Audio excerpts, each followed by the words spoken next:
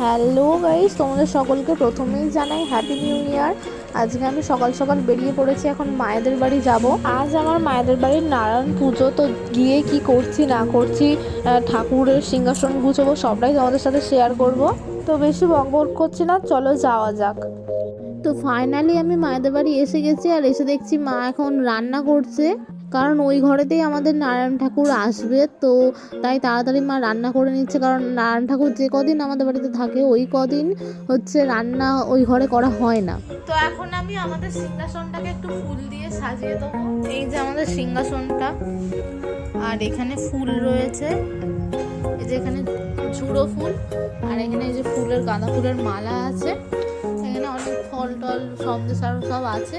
আস্তে আস্তে সব গুছোবো এবার। তো দেখো আমি খুবই সিম্পল ভাবে ফুলের মালা দিয়ে সাজিয়ে নিয়েছি গোটা সিংহাসনটাকে। গোটা আমি ফুল দিয়ে সাজাইনি, কারণ এখানটায় নারায়ণ ঠাকুর শোবে, আর এখানটায় ঠাকুর মশাই আসবে, এসে নারায়ণ ঠাকুরের জন্য ছোট ছোট বালিশ আছে, মানে নারায়ণ ঠাকুরের পুরো একটা বিছানা আছে, ওটা এই ভিতরটায় পাতবে। তো যার জন্য আমি কিছু এখনো ভেতরটায় সাজাইনি, ওটা ঠাকুর মশাই এসে করবে। তো আমার সাজানোটা কেমন লাগছে তোমরা সবাই কমেন্টে জানিও। তো এখানে আমি আমার মেজমাদের বাড়ি থেকে আমাদের বাড়ি নারায়ণ ঠাকুর নিয়ে যাচ্ছিলাম। এটা আমাদের একটা রিচুয়ালের মধ্যে পড়ে যে ঠাকুরমশাই নারায়ণ ঠাকুরকে ছাতার তলায় করে নিয়ে যাবে, মানে ছাতা খাটিয়ে। এই যে সামনে আমি গঙ্গা জল ছড়াতে ছড়াতে যাচ্ছিলাম, আর পিছনে আমার মা ঘন্টা বাজাতে বাজাতে যাচ্ছিল। তো ফাইনালি দেখো আমাদের নারায়ণ ঠাকুর চলে এসেছে,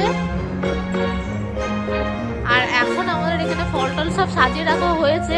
এগুলো সব সন্ধ্যাবেলা সন্ধ্যা আরতি হবে। তো এই নারায়ণ ঠাকুরটা অ্যাকচুয়ালি আমাদের পুরো বাঙাল ফ্যামিলির একটা ঠাকুর। এটা হচ্ছে আমাদের বাড়ি প্রত্যেক বছরে একবার করে আসে, কিছুদিন করে থাকে বলতে গেলে একদম করেই বলা যায়, কারণ প্রত্যেক বাড়িতে 7 দিন 8 দিনের মতন কি 15 দিনের মতন করে। এখন আমার মেজমাদের বাড়ি থেকে ঠাকুরটা আমাদের বাড়ি এসেছে, আর আমার মেজমাদের বাড়িতে ঠাকুরটার সকালে পুজো হয়ে গেছে, মানে ঠাকুর নারায়ণ ঠাকুরকে স্নান করানো হয়, স্নান করিয়ে তো প্রসাদ টসাদ দেওয়া হয়। তো মানে লাস্ট পুজোটা খুব ভালোভাবে হয়। তো পুজো হয়ে গেছে, তো আমাদের বাড়ি ঠাকুর চলে এসেছে। তো সকালে আর কোনো পুজোর ব্যাপার নেই, সন্ধ্যাবেলা সন্ধ্যা আরতি হবে, তো তোমাদের সবটা শেয়ার করবো। তো সন্ধ্যা হয়ে গেছে, আর ঠাকুরমশাই একদম টাইম মতন আমাদের বাড়ি চলে এসেছে আরতি করার জন্য। এই যে দেখতেই পাচ্ছ ঠাকুরের বিছানা এখন গুছানো হচ্ছে, বালিশ কাঁথা সব দেওয়া হচ্ছে। আর এটা আমার খুবই ভালো লাগে, এই যে ঠাকুরের যে ছোট ছোট বালিশ, বিছানার চাদর, তারপর মশারি, মানে একদম বাচ্চাকে যেভাবে রাখি সেইভাবে পুরো, মানে খুবই ভালো লাগে এই ব্যাপারটা। তো এখানে আমি আর মা বসে আছি, আর আমাদের এখানে প্রচুর পরিমাণে ঠান্ডা পড়েছে। তোমাদের ওখানে কেমন ঠান্ডা তোমরা সবাই জানিও। আর এই যে আমার পেছনে আমার বর বসে আছে, ওদিকে কি দেখছিল ভগবান জানে। আর এখানে ঠাকুরমশাই ফল কাটা শুরু করে দিয়েছে। আর এই নারায়ণ পুজোর সময় আমাদের নিয়ম আছে যে আমরা ফল কেটে দিলে সেই ফলে পুজো করা যাবে না, এখানে ঠাকুরমশাই নিজেই ফল কেটে নেয়। তো দেখো সব ফল কাটা অলরেডি কমপ্লিট হয়ে গেছে।